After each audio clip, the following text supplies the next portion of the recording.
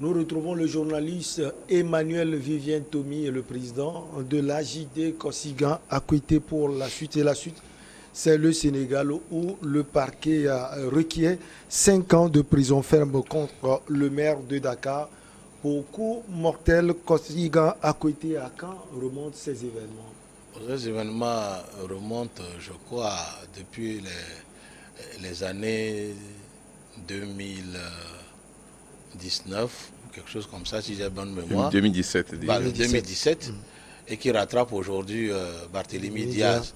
Bon, je puis dire que j'étais à Dakar en ce moment, quand il était maire de, je crois, Amitié, quelque chose, ou Sacré-Cœur, quelque chose comme ça. Voilà, Sacré-Cœur. Il était maire de Sacré-Cœur et puis il y avait eu un problème, un incident où des nervis du parti du président Ouad dans le temps, et je crois PDS, étaient venus le malmener un peu à la mairie. Et puis dans cette confrontation, il y a eu coup de feu et puis s'en est suivi la mort d'un des nervis du PDS. Et donc la justice, n'ayant pas la vitesse de l'homme, a finalement tranché, je crois, hier. Et puis ce qui me fait un peu mal, c'est lui-même qui a fait appel d'abord de cette... Je crois qu'il a été condamné, il a fait appel et la cour d'appel a finalement l'a aussi condamné à 5 ans. Pour le moment, je retiens mon souffle, parce que ici, c'est la justice qui a parlé face à un politicien. Je ne pense pas que Barthélémy Diaz, le connaissant très fougueux, va trouver les arguments nécessaires pour remobiliser sa troupe, ne serait-ce que pour aller à l'encontre de la justice.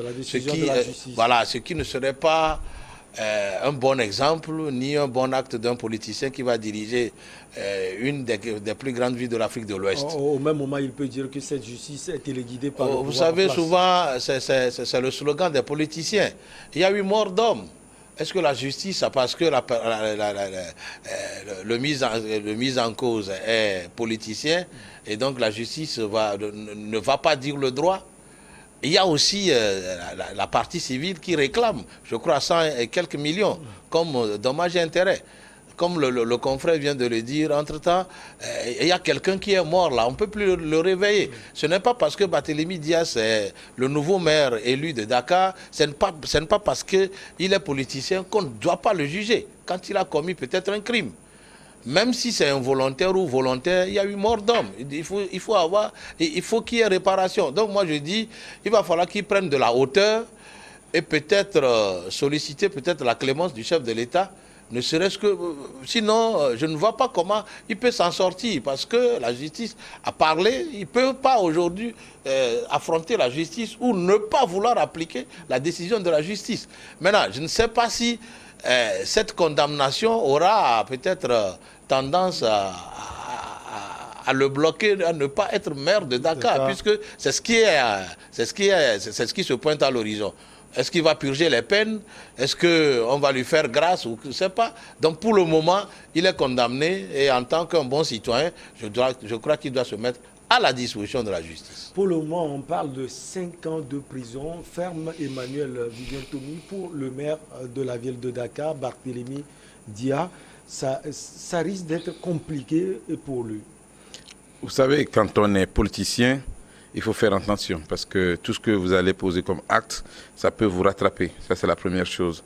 La seconde chose aussi, il ne faut pas aussi que ceux qui sont au régime dans nos pays africains se comportent comme nous avons la justice à notre disposition. Parce que quand on prend le cas du Sénégal, ce n'est pas lui qui est le premier, parce qu'il y avait eu d'autres également.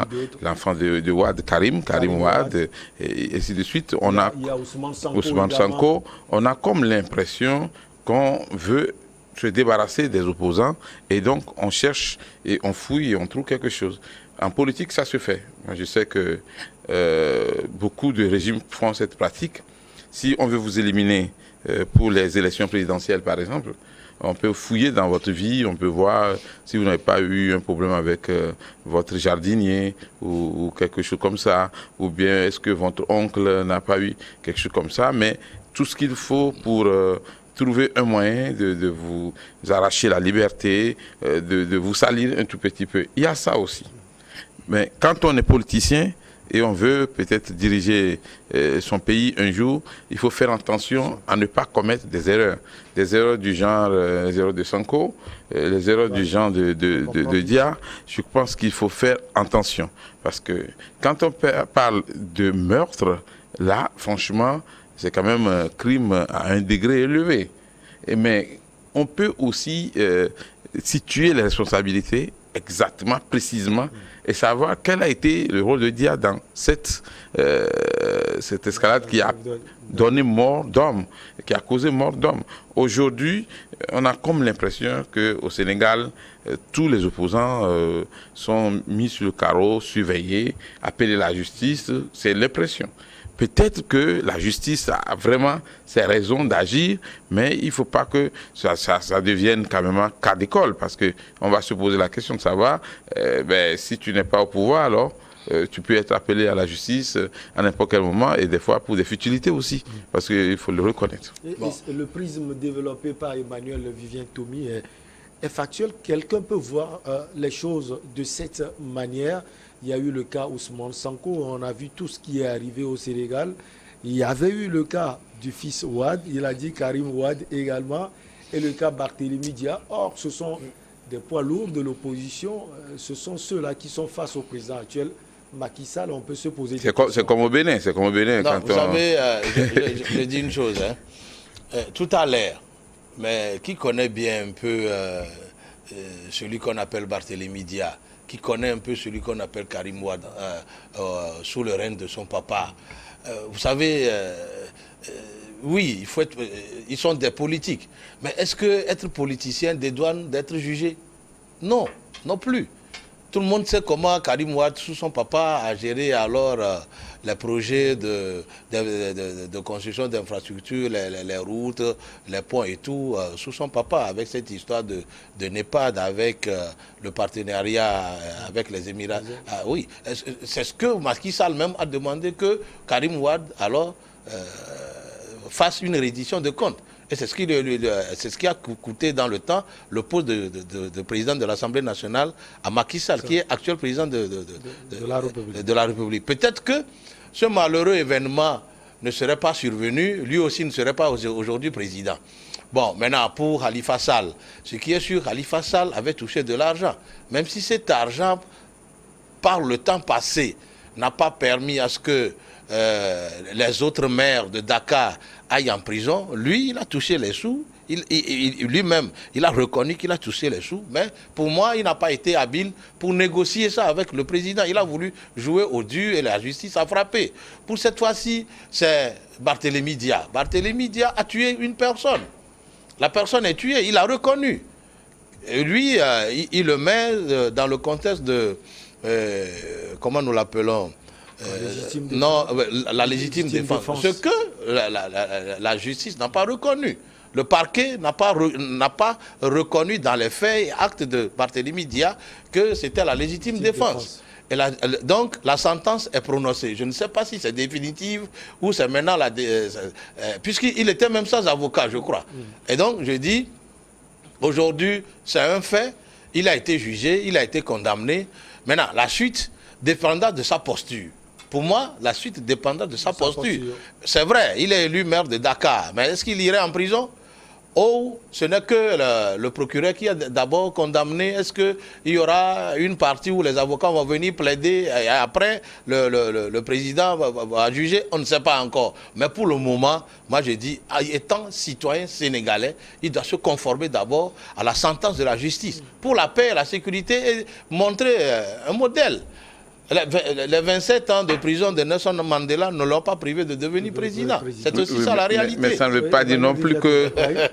Mais ça ne veut pas dire non plus que quand on est politicien, donc on est automatiquement condamné. Ça, c'est très important. Et le problème, c'est quoi? Est-ce qu'il y a eu... Moi, j'ai dit, il y a eu mort d'homme. Il a tiré. Il a fait usage d'armes de guerre, d'armes létales.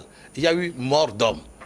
Et lui-même, il a reconnu, mais il le met sur le registre de légitime défense. Ce que la justice ne valide pas. Et il a été condamné. Ben, les faits sont là, il n'y a rien de politique dedans.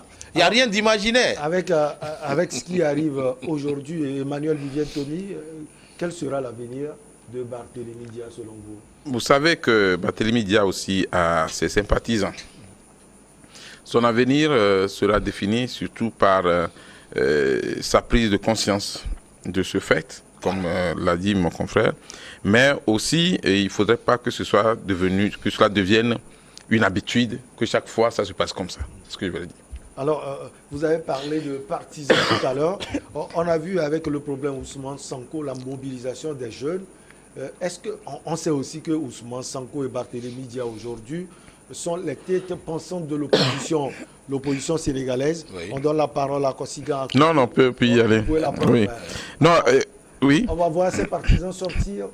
Non, mais c'est clair. Vous savez que en Afrique, quand ça se passe comme ça, les citoyens font vite de dénoncer effectivement un appel à la vindicte populaire. Parce que vous savez, quand vous êtes au pouvoir, vous avez la possibilité de donner des ordres.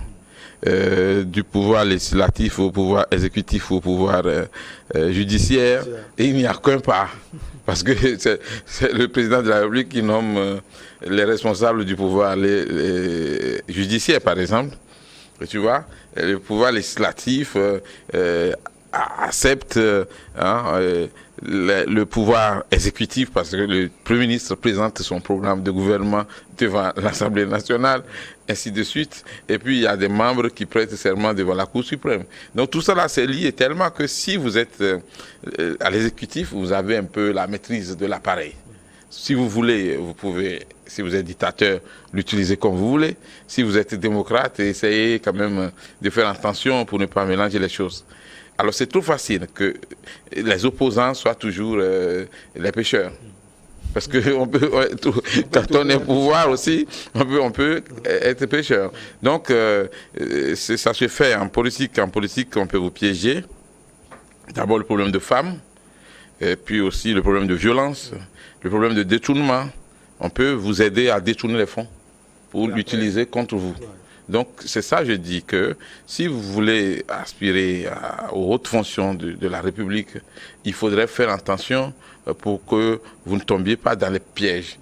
Vous vous souvenez sans doute du cas de Afissatou, je crois. Oui. Mais c'est trop facile de crier à l'accablement, c'est trop facile de crier à la persécution. Mais il fallait savoir que d'abord, un hôtel a toujours des vidéos en temps normal.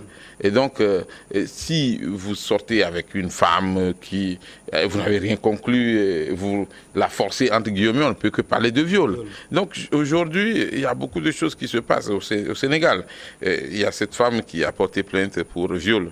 Bon, c'est vrai que je ne suis pas au parfum de la réalité, mais quand j'ai écouté sa déclaration, ben, quand tu te laisses violer plusieurs fois, mais après, bon, parce que le monsieur il est politicien, il est opposant, on sort et puis on dit, ben, écoutez, il m'a violé plusieurs fois.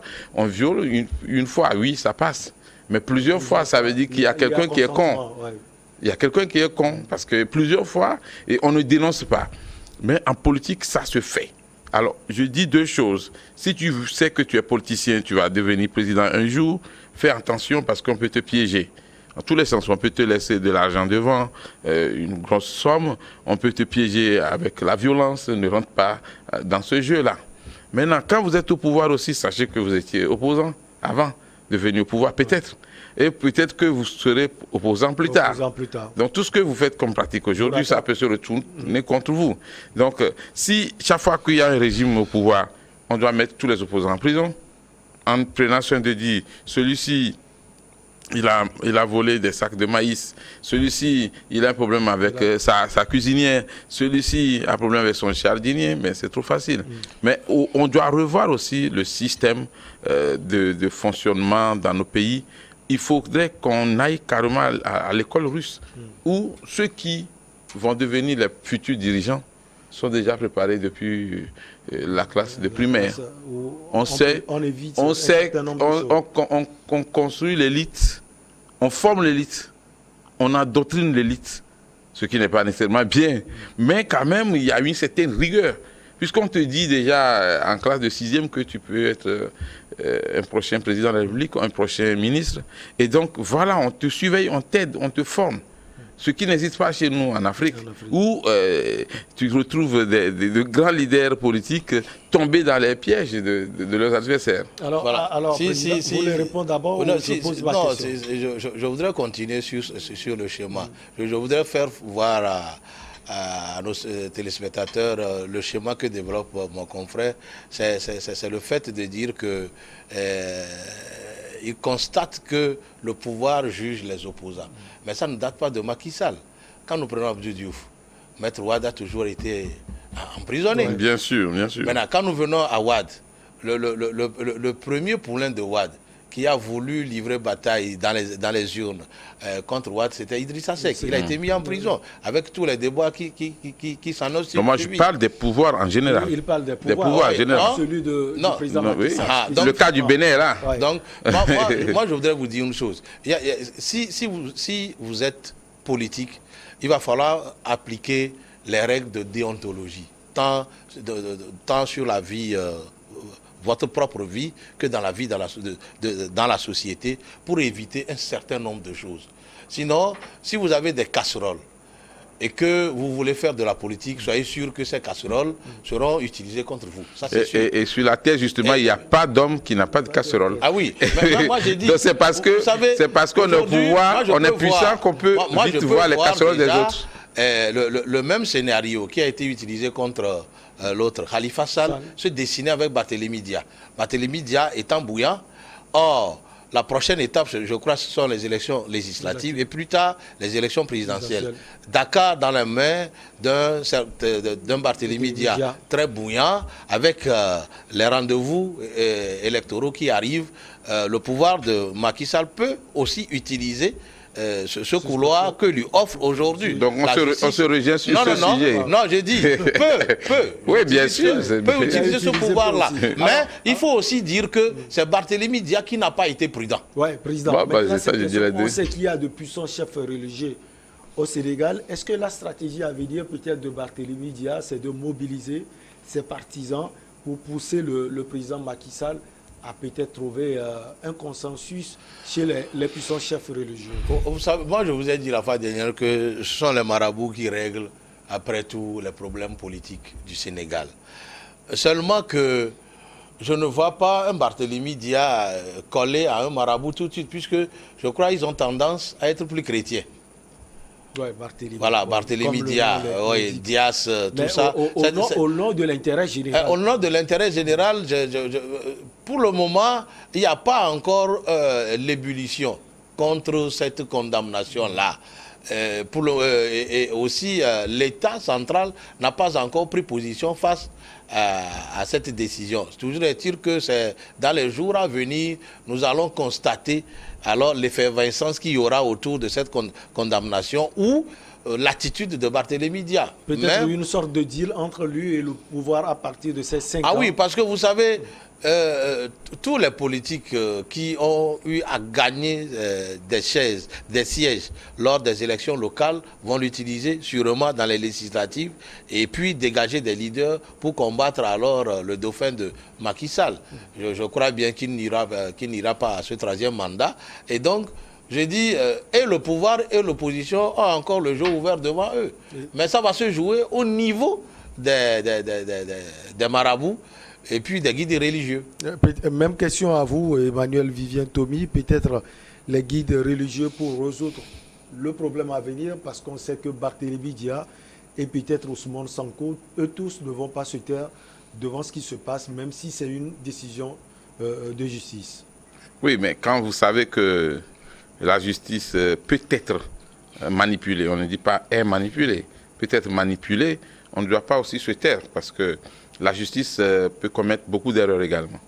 Chez nous au Togo comme ailleurs, il y a ce qu'on appelle la présomption d'innocence que tout le monde est censé respecter, mais quand il y a procès, bon, la présomption d'innocence, ça vole en l'air. Et si Barthélémy Dia a eu à faire appel, c'est parce qu'il a eu une assurance qu'il pouvait s'en sortir autrement. Ça, c'est la première chose. La seconde chose, c'est que ces partisans ne vont pas se taire. Et là, en prévention de conflits, il faudrait que et le gouvernement et les opposants fassent un effort pour aller à l'essentiel, à l'utile. Au lieu de voir les gens parce que ça ne sert à rien de mettre les gens en prison et après d'assister à des manifestations violentes où il y a encore des morts d'hommes. Mais il ne faut pas non plus négliger cette piste. Il y a beaucoup de personnes qui sont passées par la prison pour aller à la présidence. C'est important également. Avec Sonko, la présomption d'innocence était plus grande. Oui.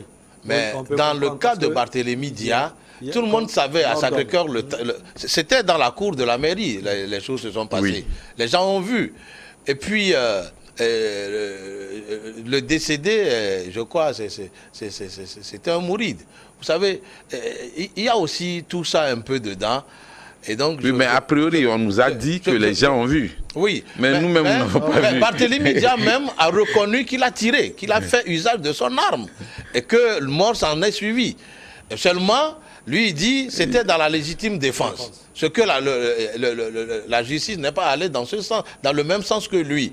Maintenant, je ne crois pas que il y aura la même effervescence, la même révolte que lors des manifestations de Sonko. Est-ce que vous pensez qu'à partir de cette affaire, de l'événement-là, le président Macky Sall a un chemin tout tracé? Non, Macky Sall, je pense, sauf erreur, ne pourra pas faire plus que les 2 mandats. Et peut-être son dauphin. Oui, mais il peut préparer le terrain pour son dauphin. J'ai eu la chance de l'interviewer tout récemment au Burkina Faso, au temps où Kaboré était encore président. Et je pense qu'il a une vision pour la démocratie en Afrique. Sauf que tous les grands présidents, avec leur réussite au niveau international, font tout pour se maintenir au pouvoir ou maintenir leur clan ou leur parti au pouvoir. Vous pensez à qui, par exemple? Non, je ne vais pas citer de nom. Puisque vous parlez d'institutions internationales. Donc, aujourd'hui, ce qui est sûr, c'est que Macky Sall veut éliminer tous ceux qui sont les grands opposants qui pourraient lui barrer la route ou bien barrer la route à son dauphin pour l'autre mandat. Ça, c'est clair. Et les opposants sénégalais devraient s'en rendre compte depuis. Si on ne le sait pas, ben là, c'est qu'on ne s'y connaît pas vraiment en politique. Puisqu'en politique, les coups, vraiment, on ne les compte pas, hein, parce que ça c'est clair. Maintenant, ça a tendance à se répéter aussi. Vous savez, en Afrique, bon, beaucoup, je le disais tout à l'heure, si vous voulez qu'on parle du Togo, Maître Agbouibo était en prison. Il est sorti, et plus tard, il est devenu Premier ministre. Et en Afrique du Sud, Nelson Mandela, lui, il a carrément grandi, vieilli en prison. Mais depuis qu'il est sorti, il était devenu président de la République. Il y a eu beaucoup de cas. Comment? Oui, depuis, ils ont quitté les îles pour devenir président. Maintenant, faisons attention aussi avec les propos des politiciens parce que ils ont tout ce qu'il faut pour se mettre en vedette et pour peut-être attirer aussi l'attention des citoyens. Il y a des politiciens qui se victimisent pour pouvoir avoir plus de popularité encore. Et il peut y avoir aussi même des attentes entre certains politiciens de l'opposition et le pouvoir, et c'est le citoyen qui voit du feu, parce que les calculs sont déjà faits et on vous montre autre chose. Donc aujourd'hui, au Sénégal, il est très important que les procès ne ressemblent pas à la vengeance ou à des règlements de compte. En même temps aussi, les politiciens doivent tout faire pour, pas pour être sains, parce que nul n'est sain, mais pour éviter que les casseroles qu'on traîne pour la cuisine servent à vous casser la tête. C'est très important. Et c'est la même chose pour le Bénin et pour d'autres pays aussi. Vous, Président, au cours de cette grande fête pour célébrer les champions d'Afrique, les Sénégalais, qui ont eu la Coupe d'Afrique des Nations au Cameroun, on a vu tous les politiques sénégalais et c'est toute l'Afrique qui a applaudi cela. Est-ce que vous pensez que l'entente là, qui était visible, qu'on avait vu, est déjà, il y a eu des fissures déjà avec la condamnation de Barthélémy Dia? Non, vous savez, qui connaît un peu les réalités politiques du Sénégal doit comprendre qu'à la veille de chaque élection, il y a toujours la classe politique là qui a couteau tiré. Et juste après les élections, les choses vont dans le bon sens. Ce qui est encore bon chez les Sénégalais, est que l'adversité politique ne dépasse pas le terrain politique. Ça, il faut le dire. Et on l'a vu. Ah oui. C'est ici, dans nos pays, quand nous sommes adversaires politiques, on ne se parle pas. Au Sénégal, il n'y a pas ça. Bon, ici aussi, on se parle, mais pas publiquement. Moi, je sais qu'il y a beaucoup d'opposants. Les gens ont tendance à faire croire... Il y a beaucoup d'opposants et d'hommes au pouvoir qui se rencontrent souvent les week-ends et qui prennent peut-être en obscurité. du bon vin ensemble, qui ont des relations d'amitié. Vous pouvez voir Moustapha Tanor Dieng, paix à son âme, et Macky Sall discuter très bien sans que Maître Wade ne se fâche. Vous pouvez voir Tanor Dieng ou Aminata Sall discuter avec Macky Sall sans problème quand elle était encore dans le PS. Il n'y avait pas de difficulté en ça. Ils prient ensemble, ils mangent ensemble, ils vont dans les mariages ensemble. Mais quand ils reviennent sur le terrain politique, on se donne des coups. On se donne des coups. Maintenant, je dis, 30 secondes. Tout ce qui se fait aujourd'hui au Sénégal a trait à la présidentielle qui vient. Donc, je parie que Macky Sall aussi, bien qu'il ne va pas aller aux élections, va vouloir faire comme Senghor avait fait, qui a réussi à positionner un dauphin qui était Diouf. Puisque Wade n'a pas pu le faire. Mais il faut que le jeu politique soit sain. Ben oui, la politique étant ce qu'elle est, on verra qui aura le dernier mot. Allez, on marque la pause pour le journal et on vous retrouve Emmanuel Vivien Tomi et Kosiga à côté.